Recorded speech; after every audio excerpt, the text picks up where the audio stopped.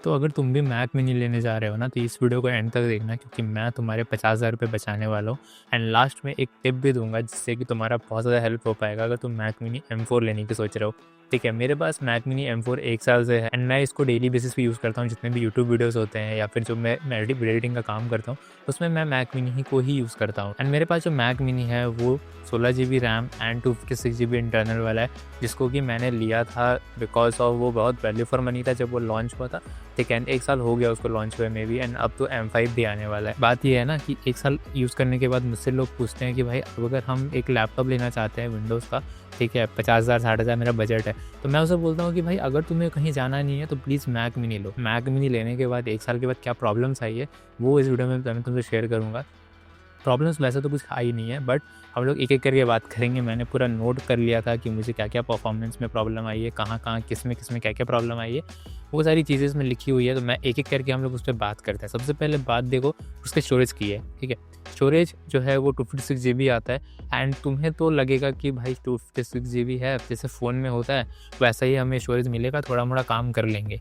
But जब तुम्हारे पास वो आएगा, जब तुम उसको यूज़ करोगे, सबसे पहले जब SSD खाली रहती है ना, तो अराउंड 205 GB के आसपास तुमको स्पेस मिलेगा यूज़ करने के लिए। बाकी मैकओएस एंड एआई का जो उसका एआई इनबिल्ट है तो उसमें 5-6 GB वो ले लेता है, तो तुमको 200 GB यूज़ करने के लिए मिलेगा। एंड जहाँ पे तुमने मल्टीपल ऐप्स इंस्टॉल करे, अगर तुम काम ज़्यादा करते नहीं हो मैक मिनी पे तो ठीक है, बट जहाँ पे अगर तुम एडिटिंग के सॉफ्टवेयर इंस्टॉल कर लोगे या फिर 2-3 तुम अलग-अलग सॉफ्टवेयर यूज़ कर लोगे, सपोज़ कि तुमने नोशन वगैरह यूज़ कर रहे हो या फिर after effects, premiere pro, blender, ये सब तुम यूज़ कर रहे हो जो कि बेसिकली तुम्हारे हाई परफॉर्मेंस सॉफ्टवेयर्स हैं, तो इन सब का स्पेस भी थोड़ा ज़्यादा होता है। उसके बाद जो वो डेटा क्रिएट करते हैं, उसके बाद तुम अगर फाइल्स डालोगे 4K वगैरह, तो ये इतनी जल्दी भरेगा ना। मुझे तो पर्सनली ये पॉपअप नहीं आया कि स्टोरेज फुल हो गया। मेरा जो मैक मिनी है वो अभी भी स्टोरेज का इनबिल्ट खाली है, क्योंकि मैंने थोड़ा स्मार्टली मूव करा था। क्योंकि मैंने जैसे ही मैक मिनी लिया था जस्ट उसके बाद मैंने एक SSD ले लिया था सैनडिस्क का 1 TB का, एंड जितने भी प्रोजेक्ट वगैरह थे मैं सारे SSD पे ही करता था। बस मेरा जो सॉफ्टवेयर था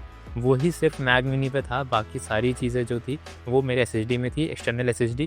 एंड अगर तुम थोड़ा सस्ते में जाओगे तो तुम एक NVMe SSD को भी एक केसिंग में लगा के यूज़ कर सकते हो। एंड वैसे भी अभी SSD के दाम काफ़ी ज़्यादा बढ़ गए हैं जब से ये सब हाइक हुआ है। रैम के प्राइस एंड SSD के प्राइस दोनों ही साथ में बूम कर रहे हैं। एंड उसी जगह पे अगर तुम मैक मिनी के SSD को बढ़ाने जाओगे इन ऐप, मतलब एप्पल के सॉफ्टवेयर में ही, तो तुम्हें 20,000 रुपये देने पड़ेंगे। अभी पैसा बढ़ के भी 15,000 में तुमको 1 TB मिल जाता है, तो वो लेना ज़्यादा वर्थ इट रहेगा। तो अब अगर बात करें इसके दूसरे प्रॉब्लम की, तो वो है इसका पोर्ट्स। ठीक है, तुम्हें इसमें टाइप सी मिल जाता है, पीछे में 3 थंडरबोल्ट पोर्ट्स मिल जाते हैं, उसके बाद HDMI है, उसके बाद तुम्हारा पावर का पोर्ट है, एंड उसके बाद तुम्हारा लैन का पोर्ट है। ठीक है, एंड तुम्हें आगे में एक headphone jack and 2 type C thunderbolt ports मिल जाते हैं, जो कि इनफ है। बट अगर तुम USB यूज़ कर रहे हो, USB A तुम्हें यूज़ करना है फॉर, अगर तुम कोई माउस कनेक्ट कर रहे हो वायर्ड वाला, या फिर तुम कोई वायर कीबोर्ड यूज़ कर रहे हो, तो तुम्हें वहाँ पे एक दिक्कत आएगी कि तुम जो USB A पोर्ट है वो यूज़ नहीं कर पाओगे, क्योंकि उसमें कोई है नहीं। तो उसके लिए तुम्हें डोंगल लेना पड़ेगा।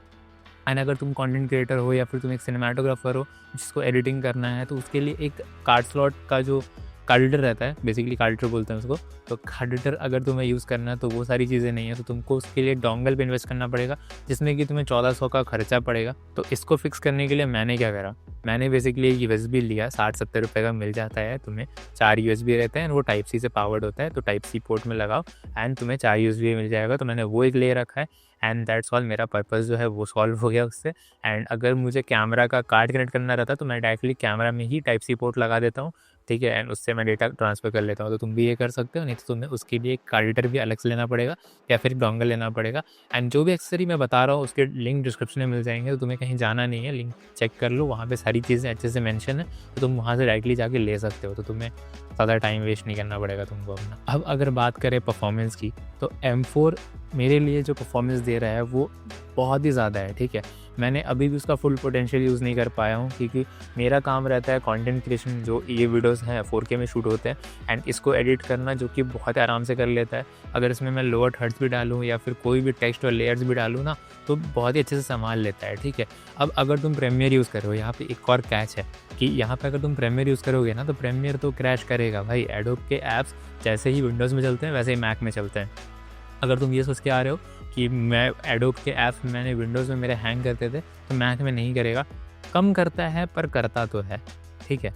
एंड डाविंची मैंने ट्राई करा है, डाविंची भी संभाल लेता है ये तो 3 4K लेयर्स। जो ये वीडियो तुम देख रहे हो ये डाविंची पे ही एडिट हो रही है। पर एक और जो मेरा दोस्त है मधुरिया, उसके पास है मैक मिनी M4 सेम यही वाला, बट वो करता है फाइनल कट प्रो पे edit. And final cut pro उसका जो चलता है ना भाई, मतलब कि बहुत स्मूथ चलता है। बस अगर थोड़ा हैवी फाइल होता है या लंबा फाइल होता है तो रेंडर का टाइम ज़्यादा लगता है, वो चलो जेन्युइन बात है, वो समझ में आता है भाई, 50,000 का मशीन इतना कर रहा है बात है। पर तुम्हें वीडियो प्लेबैक में कोई भी दिक्कत नहीं आएगी, ये मैं गारंटी दे सकता हूँ, चाहे वो डाविंची में हो या फिर फाइनल कट प्रो में हो।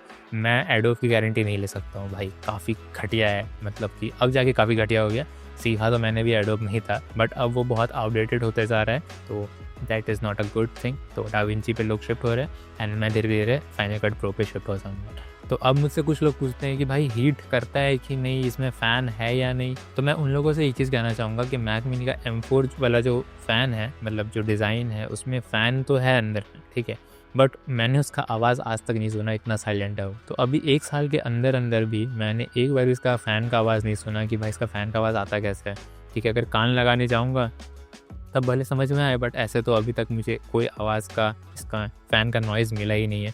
बट वहीं पे मेरा जब MSI का GF63 लैपटॉप था, गेमिंग लैपटॉप, एंड वो भी 50,000 का था, बट उसमें जब फ़ैन चलता था ना तो भाई बगल वाले को कॉल पे सुनाई देता था कि फ़ैन का आवाज़ आ रहा है तुम्हारे, मतलब मैंने जब लाइव स्ट्रीम करा था तो उसमें पता चल गया था कि भाई तुम्हारे फ़ैन का आवाज़ बहुत ज़्यादा आ रहा है लैपटॉप का। तो इसका फ़ैन का आवाज़ ना के बराबर है। तो अब बात करते हैं कि M4 मैक मिनी किन लोगों को लेना चाहिए, ठीक है, क्योंकि इसमें भी तुम्हें 2 वेरिएंट मिलते हैं, एक M4 एंड एक M4 प्रो, ठीक है। तो अगर तुम्हारा यूज़ नॉर्मल कंटेंट क्रिएशन का है, थोड़े बहुत 4K क्लिप्स तुम एडिट करते हो, ठीक है, 1-2 लेयर, एंड तुम्हारा बेसिक ब्लेंडर ये सब का काम है, ठीक है, एंड आफ्टर इफेक्ट्स, ठीक है, आफ्टर इफेक्ट्स प्रीमियर प्रो थोड़ा बहुत करते हो तो ठीक है, M4 काम कर देगा उसमें, बिल्कुल तुम्हें कोई दिक्कत नहीं आएगी, बटर स्मूथ एकदम रहने वाला है सारी चीज़। बट अगर तुम्हारा ब्लेंडर 3D वर्क है बहुत हैवी वाला, तो मैं नहीं बोलूँगा कि तुम M4 में जाओ, क्योंकि M4 उसके लिए नहीं बना है। M4 मतलब कंटेंट क्रिएशन के लिए बना है, या फिर तुम लाइट वीडियो एडिटिंग करते हो तो उसके लिए बना है। बट अगर तुम एकदम हैवी 3D में जाओगे ना तो फिर तुम्हें M4 प्रो की तरफ जाना चाहिए, मेरा कहना तो यही रहेगा। नहीं तो फिर M5 की तरफ जाओ। एंड मतलब अभी हाल में ही मैंने ये मैकबुक प्रो भी लिया है, एंड इसका भी अनबॉक्सिंग वीडियो तुम्हें देखना है तो तुम यहाँ आई कार्ड में देख सकते हो, ऊपर में लिंक आ रहा होगा, तो वहाँ पे जाके देख सकते हो। अभी हाल में मतलब इसको लिए हुए मे भी 2 दिन हो रहा है। तो मैक मिनी के बाद मतलब मैक इतना अच्छा लगा ना मुझे, मतलब मेरा पहला डिवाइस एक मैक में मेरा पहला डिवाइस मैक मिनी M4 ही था। उसके बाद जो मुझे पसंद आया है मैक, तो आप जो पीछे देख रहे हो ये मॉनिटर, ये मैक मिनी से ही पावर्ड हो रहा है। मैक मिनी यहाँ पे रखा हुआ है, ठीक है, मैं वीडियो के थ्रू दिखा दूँगा। उसके बाद काफ़ी लोगों का क्वेश्चन ये रहता है कि भाई क्या मैक में क्रैक सॉफ्टवेयर चलते हैं अगर हम एडोब लेंगे, क्योंकि ऐसा लोगों के मिथ है कि मैक में तो क्रैक नहीं चलता है, मैक में ये नहीं चलता है, मैक में वो नहीं चलता है, हर चीज़ का पैसा देना पड़ता है। तो ऐसा नहीं है भाई, मेरे दोस्त ने फाइनल कट प्रो मुझे इंस्टॉल करके दिया है अपने मैक में, एंड वो क्रैक है, ठीक है। थोड़ा सा आपको रिसर्च करना पड़ेगा, थोड़ा सा 3-5 करना पड़ेगा। एंड अगर आप चाहते हो कि मैक में क्रैक सॉफ्टवेयर कैसे इंस्टॉल करते हैं तो वो मैं वीडियो की ज़रूरत नहीं बता सकता ड्यू टू सम रिस्ट्रिक्शंस। तो आप मुझे उसके लिए DM कर सकते हो मेरे इंस्टाग्राम पे, लिंक आपको डिस्क्रिप्शन में मिल जाएगा। वहाँ पे मैं आपको बता दूँगा कि कैसे इंस्टॉल करना है। अगर मैं नहीं बता पाता हूँ तो कोई आपको एक ट्यूटोरियल वीडियो दे दूँगा जिससे कि आप देख के ईज़िली समझ पाओगे, जैसे कि मैंने समझा था। और उसके बाद आप लोग ये पूछोगे कि 1 साल के बाद क्या आपका मैक मिनी स्लो हुआ है?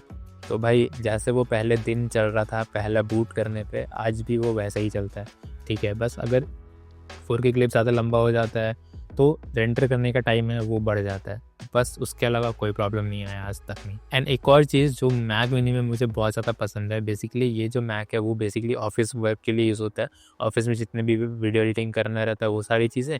एंड उसके बाद सपोज़ कि मैंने ऑफिस में मैं कुछ काम कर रहा हूँ एंड रात हो गई, ठीक है, तो मुझे घर जाना है। मेरा ऑफिस से जो मेरा घर है वो थोड़ा सा दूर है, तो मैं क्या करता हूँ, मैक खोलता हूँ वहाँ से, बैग में भरता हूँ, एंड यहाँ पे मेरे मॉनिटर, कीबोर्ड, माउस तो रहते ही हैं, यहाँ पे लाता हूँ, प्लग करता हूँ, एंड यहाँ पे काम करना चालू। अगर मुझे रात में कुछ ज़्यादा काम करना पड़ा, जैसे कंटेंट क्रिएशन, जैसे ये वीडियो बनानी है तो ये रात में बन रही है अभी, तो उसके लिए मैक मिनी मैं जाता हूँ, ले आता हूँ। मैंने बहुत छोटा सा डिवाइस है, तुम्हारे हाथ में ईजिली आ जाएगा, बहुत पोर्टेबल है, तो काफ़ी मज़ा आता है यहाँ से वहाँ कैरी करने में।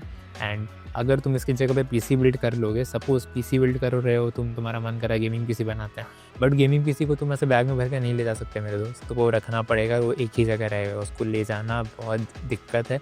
एंड वो शीशा का रहता है और तो टूट भी सकता है, इसीलिए वो बहुत ज़्यादा नाजुक है। अगर तुम एक पीसी सोच रहे हो तो पीसी मत सोचो, Mac mini is the best अगर तुम्हारा गेमिंग कंसिडरेशन नहीं है तो।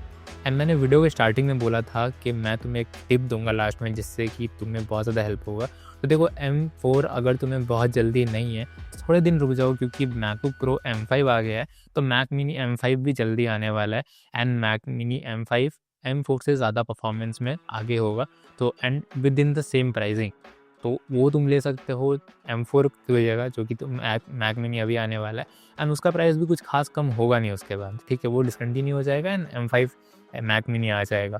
तो क्यों ना थोड़ा सा अगर वेट कर सकते हो तो मैक मिनी M5 ही ले लेना। एंड अगर तुम स्टूडेंट हो तो तुम्हारे लिए बहुत ही ज़्यादा अच्छा है मैक मिनी, क्योंकि तुम्हें 10,000 का डिस्काउंट मिल जाता है, ठीक है। ऐसे 50,000 का है, बट अगर तुम स्टूडेंट लगाओगे तो तुम्हें 10,000 का डिस्काउंट मिल जाएगा। तो अगर मेरे इस वीडियो से तुम्हें कुछ हेल्प हुआ होगा तो कमेंट कर देना, थैंक यू। एंड कुछ भी कर सकते हो, मतलब जो तुम्हें अच्छा लगे, सब्सक्राइब कर देना चैनल को। मिलता हूँ तुम्हें नेक्स्ट वीडियो में, तब तक के लिए